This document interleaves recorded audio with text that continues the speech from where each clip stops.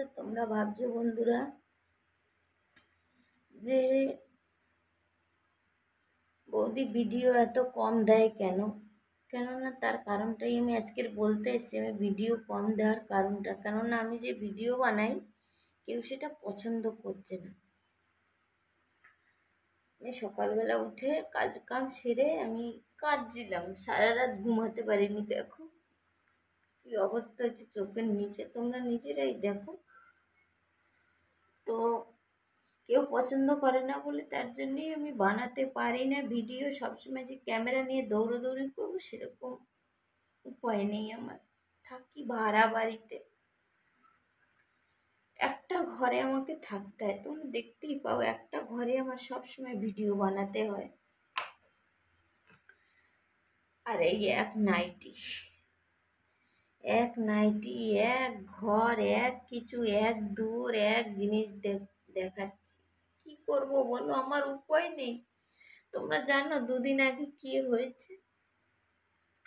দুদিন আগে আমার ভাড়াটে এসছে, সে কিভাবে না কিভাবে জানতে পেরেছে।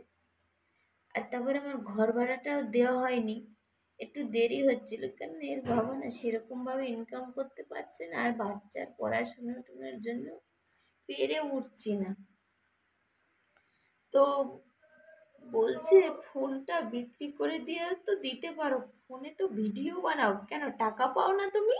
হ্যাঁ, তোমাদের সেই সময় না যদি দেখাতে পারতাম না, আমি শান্তি পেতাম গো বন্ধুরা, আমি শান্তি পেতাম। আমাকে এত চোখের জল ফেলতে হতো না। আমার জীবনটা শেষ হয়ে যাচ্ছে ভাড়া দিতে দিতে। আমাকে একটু সাপোর্ট করো প্লিজ। অনেক কষ্ট পাই। তো ভাড়াটের লোকটা বলছে ফোন বিক্রি করে তুমি তো দিতে পারো। বলছে কত টাকা পাও, হ্যাঁ এসব করো।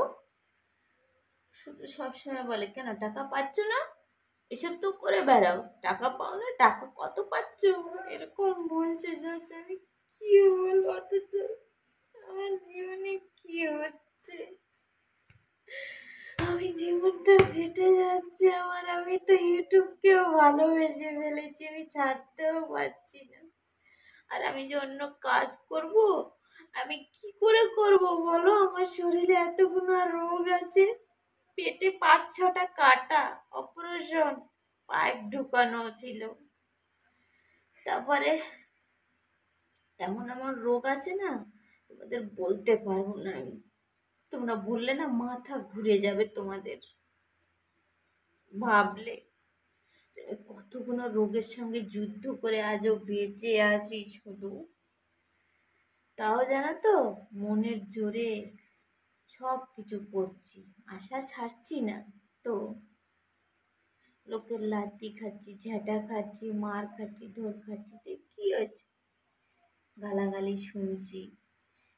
বাড়িওয়ালাটা খুব জ্বালাতন করছে।